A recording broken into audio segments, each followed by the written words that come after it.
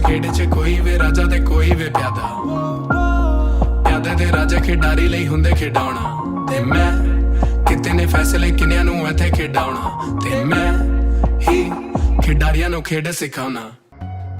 प्रधानमंत्री नरेंद्र मोदी ने सोमवार को देश की नई वैक्सीन रणनीति का ऐलान किया। 8 हफ्ते के बाद भारत एक बार फिर अपनी उसी नीति पर पहुंचा है जहां केंद्र के पास वैक्सीनेशन को सबसे बड़ा अधिकार है। 1 मई से वैक्सीन लगाने को लेकर कुछ बदलाव किया गया था, जिससे 18 से 44 साल की उम्र में लोगों के लिए टीकाकरण का 25% हिस्सा राज्यों को अधिकार में दिया गया था। लेकिन अब जब वैक्सीन गाइडलाइंस का 3.0 वर्जन आया है तो फिर सबसे पहली गाइडलाइंस का रुख किया गया है, जहां केंद्र सर्वोपरि है और राज्यों को वैक्सीन के लिए पैसा नहीं देना होगा। केंद्र सरकार ने इस फैसले के बाद विपक्ष का कहना है कि सुप्रीम कोर्ट की फटकार और विपक्ष के दबाव के कारण सरकार ने फैसला लिया है। वहीं इससे अलग पीएम मोदी ने अपने संबोधन में यह संकेत दिया कि कैसे अप्रैल के आखिर में राज्य सरकारों और विपक्ष के वैक्सीनेशन के अधिकार में राज्यों की हिस्सेदारी बढ़ाने की वकालत की थी। सोमवार को प्रधानमंत्री नरेंद्र मोदी ने नई नीति का ऐलान किया, लेकिन सरकारी सूत्रों का कहना है कि 1 जून को इस नीति को लेकर प्रधानमंत्री को एक प्रेजेंटेशन दी गई थी। उसी दिन इस पर मोहर लग गई थी।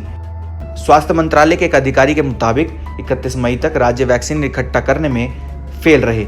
इसके बाद इस पर विचार किया गया। इस बीच 3 जून को सुप्रीम कोर्ट की एक टिप्पणी आ गई। हालांकि तब तक रोड मैप तैयार हो गया था। अब केंद्र ने अपनी वैक्सीन पॉलिसी पर यू टर्न लिया। उसको उन्होंने सही करार दिया और कहा कि करीब 10 राज्यों ने अपील की थी केंद्र ही वैक्सीनेशन के प्रोग्राम चलाए और वैक्सीन निर्माताओं से सप्लाई ले। अब जब केंद्र ने नई नीति का ऐलान कर दिया है तो हर किसी की नजरें हैं कि अब टीकाकरण होगा कैसे। नई नीति के तहत केंद्र को करीब वैक्सीन के लिए 45,000 करोड़ रुपए का खर्च करना है।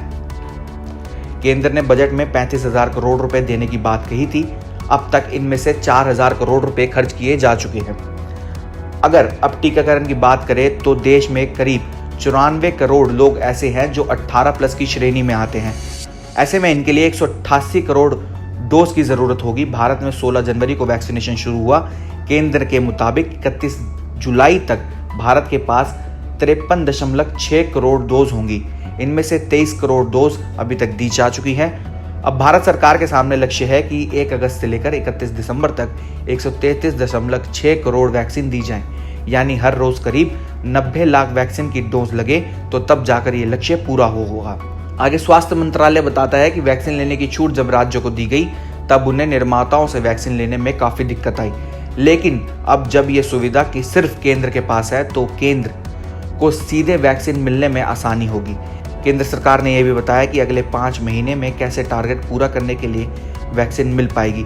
केंद्र के मुताबिक अगस्त से दिसंबर के बीच Serum Institute 50 crore, Bharat Biotech 38.6 crore, Bio E 30 crore, Zydus Cadila 5 crore, Sputnik V 10 crore vaccine उपलब्ध कराएगा। 130 करोड़ से ज्यादा वैक्सीन यहां से आएगी। इनमें से अभी किसी भी विदेशी वैक्सीन का नाम शामिल नहीं है। वैक्सीनेशन के मिशन में एक बड़ा मुद्दा वैक्सीन की खराबी का है। केंद्र ने कई बार राज्यों को वैक्सीनेशन वेस्टेज कम करने को कहा है। केंद्र की ओर से केरल और बंगाल जैसे राज्यों की तारीफ भी की गई जहां पर वैक्सीन वेस्टेज सबसे कम रहा। तो वहीं राजस्थान, छत्तीसगढ़ और झारखंड में प्रतिशत ज्यादा होने के कारण केंद्र और राज्यों के बीच जंग भी हो चुकी है।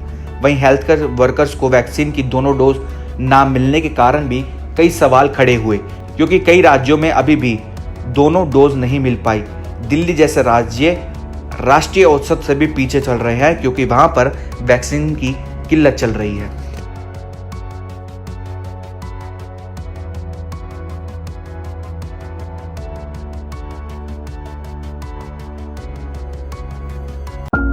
इस खेड च कोई वे राजा ते कोई वे प्यादा, प्यादे ते राजा खिडारी लई हुंदे खिडाउणा, ते मैं किते ने फैसले किन्यां नूं इत्थे खिडाउणा, ते मैं ही खिडारियां नूं खेड सिखाउणा।